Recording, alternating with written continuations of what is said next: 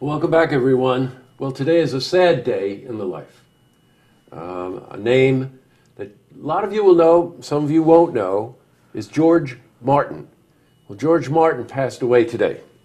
He was a visionary record producer who discovered this little-known band from Liverpool, England, called the Beatles.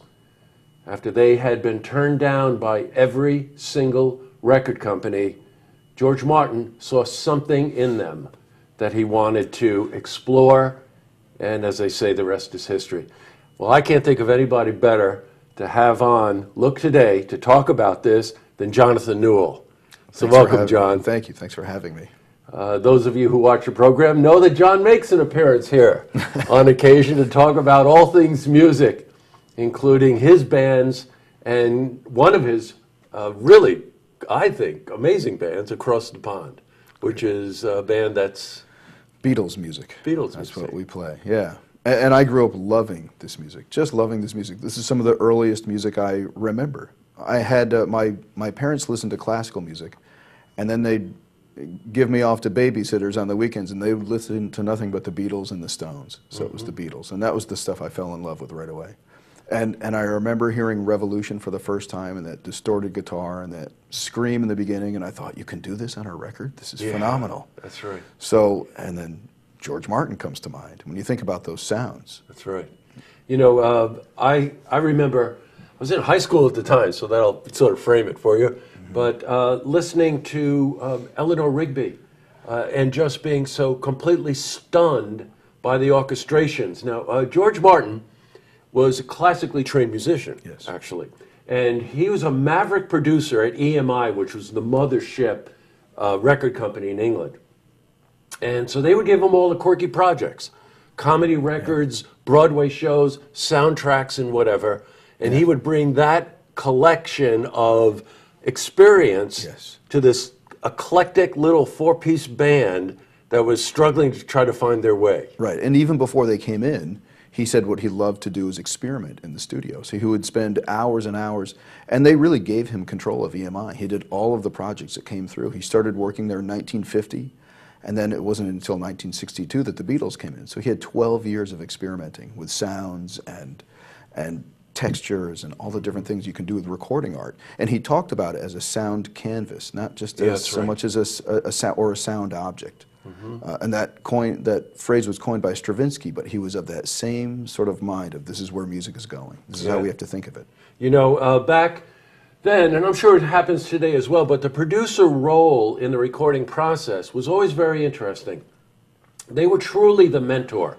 They were the adult in the room in a lot of ways, right? They were the collaborators. They were the objective ear. They were the one that the artist could go to and say, you know, what do you think of this? And that was ideally it was real teamwork, a real two-way street. He had he made them do something. Now, mind you, it's the Beatles, right? So he would have each one of them, if they had a song that they were interested in, he called them the lads, right? Right, that's right. He would have them come in, play that song on a stool with an acoustic guitar, and then he would decide whether or not to present it to the band. Right. You know? And if the song made it at that level with an acoustic guitar and a voice and lyric, then he would start thinking about what he could add. Right, and how they could use it as a group, how they could collaborate together, and what the individual strengths of each person involved in the project was. And so you had four unique people in the Beatles. And then if anybody can take that title of the fifth Beatle, it's George Martin. Yes, that's he right. was just so intertwined with the sound that came off of those recordings. You know, and in a day, now we take so much of it for granted, but when the song Yesterday came out, or the song Eleanor Rigby came out, it was the first time that anyone had heard cellos and violas and violins, and George Martin arranged all of those. He also played piano on many of the songs himself. He'd walk into the studio and sit down and play the piano. And then when they moved into total experimentation, and they started to move into Strawberry Fields, A Day in a Life, he was responsible for all of those orchestrations, plus, in a lot of ways, fixing all the little pieces that the Beatles would experiment with. It was his job to put the things together. Right. They would just say, George will fix it. That's They'd come right. in with these different ideas. George will fix it. That's too. right. And Lennon, when he was doing I'm the Walrus, he played the song for him. And it's a great song as it stands by itself. And I love it in that regard. And I guess Lennon went up to George Martin and said, can you just arrange this? Can you put strings on it? Can you put horns on it? Can you put some voices on it? And then George just went out and did it. And George Martin thought that the song was so weird, he wasn't sure what to do with it. And John Lennon gave him that vote of confidence. Of course you do. You know me. You know what I want. And just go do it. And he did it.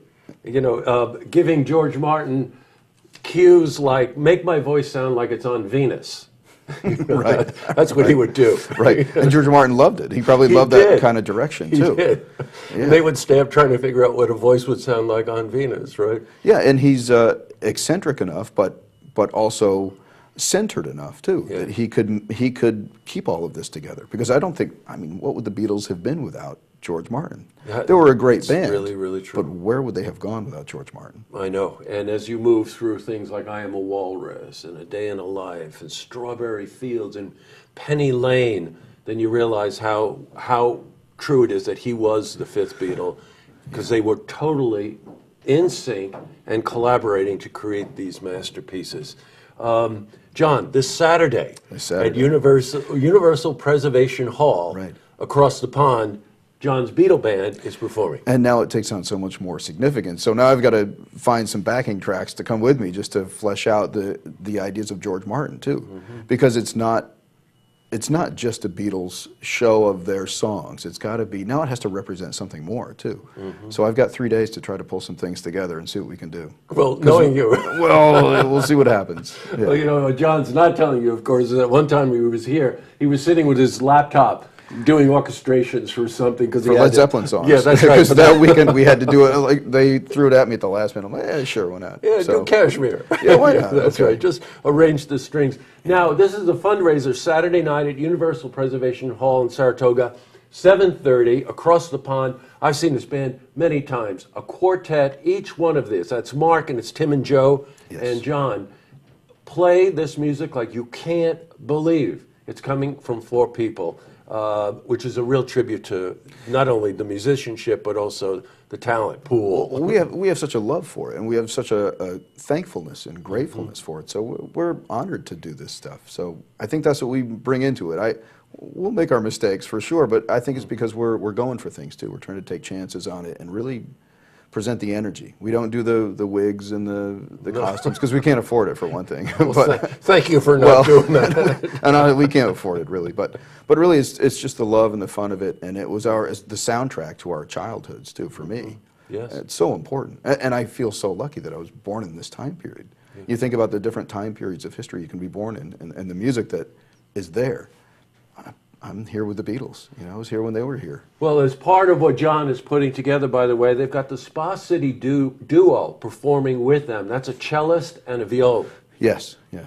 So obviously songs like Eleanor Rigby and any of those ones where, because George Martin was crazy about the cello. And if you listen to so many of the orchestrations he did with the Beatles, the cello is so dominant. Yeah, and I have to go and do I Am the Walrus right after I leave here. Yeah, that's right. That's the truth. I haven't done that yet, and I'll hand them the parts tonight, and then we'll put it together. That's great. Well, John, great to see you as always. We could take all 30 minutes with Jonathan talking about what's going on at the Strand and Hudson Falls and Hudson River Music Hall and whatever.